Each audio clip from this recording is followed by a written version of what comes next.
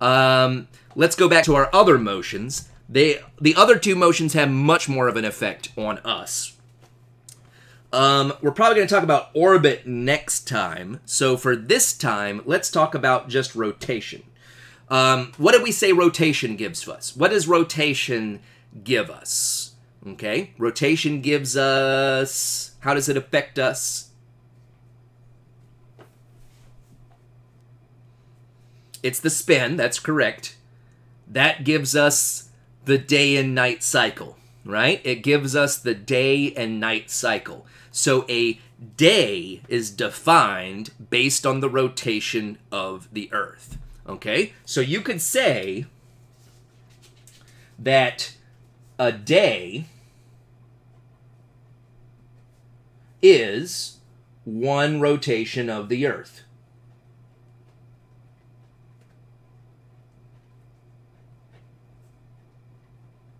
Okay. One rotation of the Earth. Oh, it froze on me again. Sorry about that. Restart. So you could say, again, that a day is one rotation of the Earth. Okay? And, in fact, if you, if you define a day in that way, there's a special name for the day.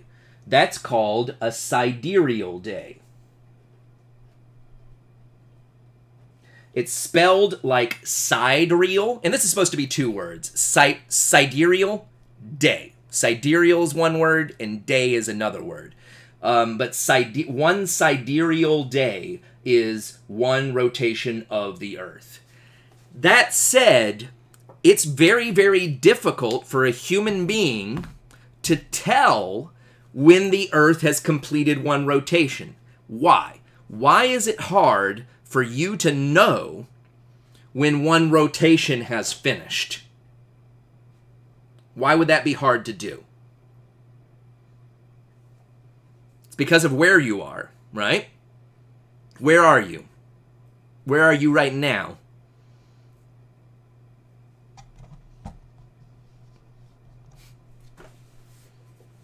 Oh, did all our guessers leave? Where are you standing?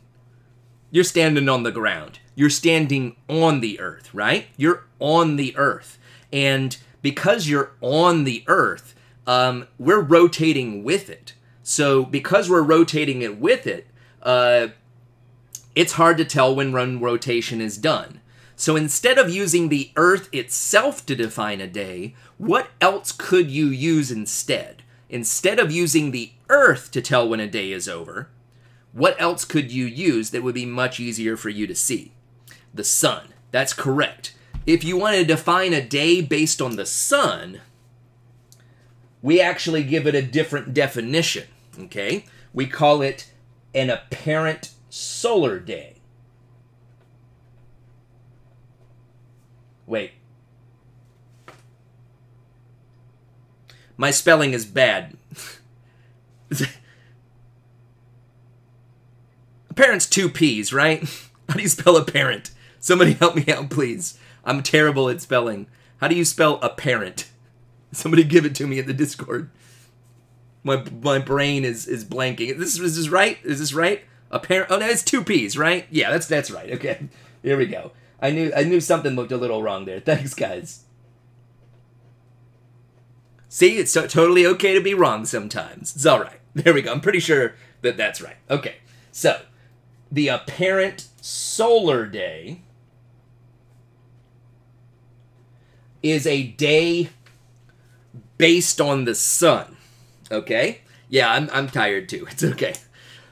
So if you base it on the rotation of the Earth, it's called a sidereal day. And if you base it on the position of the sun in the sky, it's going to be the apparent solar day. Now, we need to pick a time of day to track the sun at, okay? And we're not talking about the daylight here. We're talking about one 24-hour day. Would it make sense to define the apparent solar day as the time between sunrise today and sunrise tomorrow? Would that be a good time to... Is sunrise a good time to pick to be what you track a day based on. Actually, no. Sunrise to sunrise is not actually a good time. I'm kind of tricking you there. I kind of led you in that direction. That's okay. Why is it that sunrise to sunrise is not going to be good for 24 hours? Okay, why is sunrise to sunrise not going to be a good time to define 24 hours based on? There's something that happens to sunrise every day.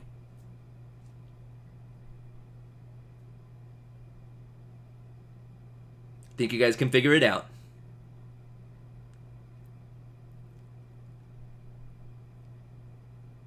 It doesn't always happen at the same time, right?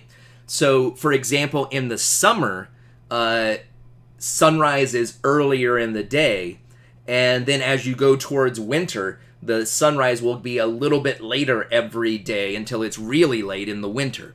So we can't use sunrise to sunrise, and for the same reason we can't use sunset to sunset. But there is a time of day where the sun is always in the same part of the sky. What time of day am I talking about? What time of day would be a good time to use?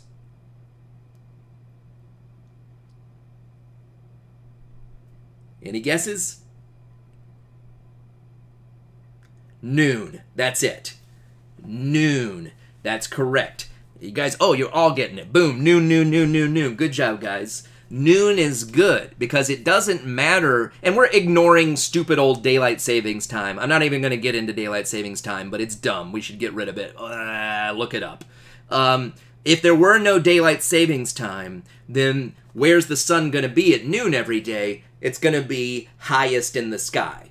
And it's always going to be hitting the halfway point of the sky at noon. No matter when sunrise and sunset is, it's always hitting above your head at noon, okay?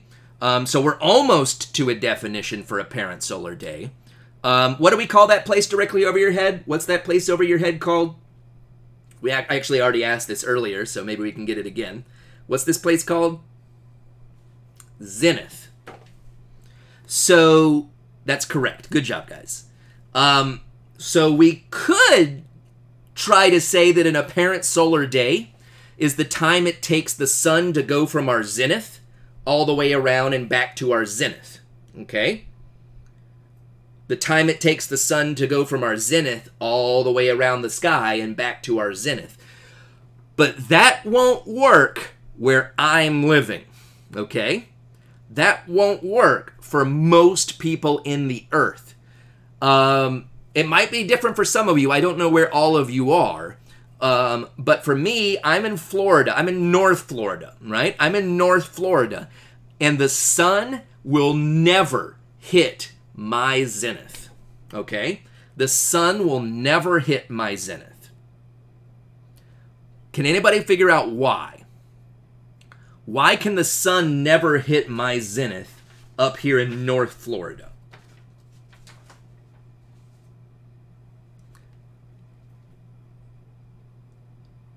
Yeah, I can see that somebody's getting the idea here.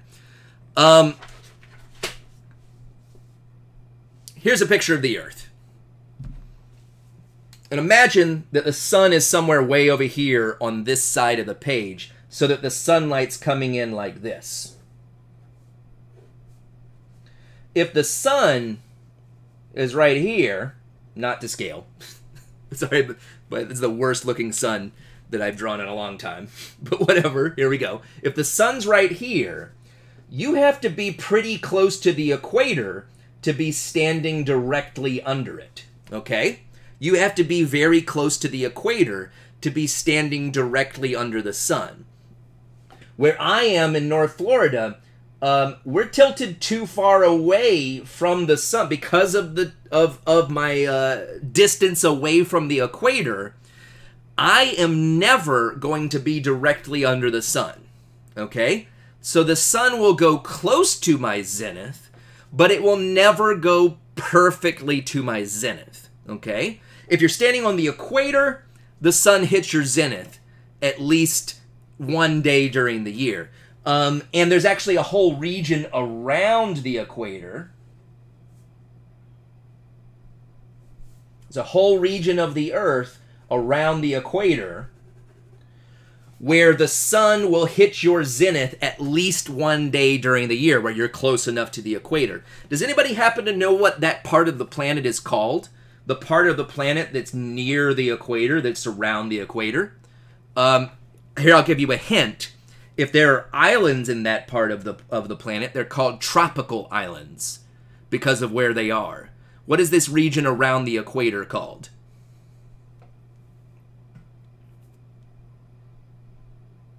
There's a reason there are tropical islands. Yes. Yes. It's called the tropics. And it turns out that if you are outside of the tropics, so if you're too far north or too far south, then the sun will never be directly over your head. Does that make sense? It can be close if you're close to the tropics. So where I am in North Florida is pretty close to the tropics. So the sun gets pretty close to my zenith, but it's actually always going to be south of me. It's always going to be a little bit south of my zenith. So I can't say zenith to zenith. But I wanted to point that out because it turns out that the tropics, the part of the planet called the tropics, is defined based on astronomy. It's defined based on this. So specifically, the tropics are the part of the planet where the sun hits your zenith at least one day during the year. Okay? So, let's figure this out. If we can't say that a day is zenith to zenith for the sun, what can we do? Here's what we're going to do. Okay. For this discussion, looking at me, let's all pretend, I know we're all facing different directions, but let's pretend the North Pole is over here. Okay, let's pretend the North Pole is that direction and that the South Pole is that direction. So North Pole is that way, South Pole is that way, okay? So here's what I want everybody to do real quick. Everybody, put one hand up to your zenith, okay? Put one hand up to your zenith. Boom. Point at your zenith. All right?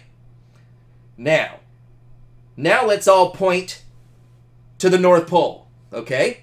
So here's your zenith, now point to the North Pole. Now back to your zenith. Now to the South Pole. Now back to your zenith. Now back to the North Pole. And so just do a little bit of this, okay? Is everybody doing this? Don't make me do it by myself, okay? Now I want you to notice something. If you look up while you're doing this, you're tracing out a line, okay? Trace out, you just wave your hands like you just don't care, right? And if you're doing this, you're tracing out a line across the sky, okay? And that particular line you just traced out is connecting your zenith to the poles, okay? I actually have a picture, I think I have a picture of this from the book. Uh-oh. It logged me out. Okay, give me 1 second. I'm going to bring up a book here, a picture from the book. So yeah, that line that connects your zenith to the two poles has a name. It's called your meridian. Okay, and I'll have a picture here with the name on it. Sorry for the technical difficulties. Where did it go? Here we go. We're almost done for today. Boom. There we go. So for this person, again, if they pointed straight up, they'd be pointing to their zenith. And then if you connected that with a line to the North Pole and the South Pole, you've got this sort of pinkish, purplish, magenta-ish line that they've traced out here called the meridian. Okay? And check this out. Here we go. For the meridian right here, that meridian is cutting the sky in half. Okay? Because it cuts the sky in half from the North Pole to the South Pole, that means it cuts the sky in half into the western sky and the eastern sky, okay? And here's my next question. Which direction does the sun rise from every day? The sun rises in the east, west, north, south. Which direction are we talking? Which direction does the sun rise from? From the east. So if we check this out over here, imagine this person is watching a sunrise. It rises in the east. And which direction does it set in? Okay, if it rises over here, where's it going to set? Which direction will it set in? In the west. That's correct. In the west. That's good. Good job. So that means every single day, the sun will go from here to here. And if it goes from east to west across the sky, what will the sun have to cross through? It doesn't necessarily have to go through your zenith, but what will it have to pass through? And I've been kind of building up to this, right? What will the sun have to pass through on its way across the sky? This meridian. If it's going to go from here to here, it has to pass through this line across this person's head. So it has to go through the meridian. And it's always going to hit the meridian halfway across the sky, okay? Halfway across the sky, it hits the meridian. So let's put it all together. What time would the sun hit your meridian? What time of day, if it's the halfway point of its path across the sky, what time will it hit the meridian? Yes, it's gonna hit it at noon. So, if you are in the tropics, the sun could actually perfectly go straight over your head and hit your zenith at noon. But where I am, I'm too far north, right? I'm too far north. Actually, this green shirt's kind of working out right here. And so that means that the sun is always south of my zenith, but it still is going to hit my meridian at noon. And if you live down in Australia, or if you're living in, like, in Chile or Argentina, then the sun is going to always hit your meridian to the north of your zenith, okay? But for everybody, it hits the meridian at noon. So we could say that the apparent solar day is the time it takes the sun to hit the meridian twice, okay? An apparent solar day is the time it takes the sun to hit the meridian twice. So when it hits it today and when it hits it again tomorrow, that's an apparent solar day.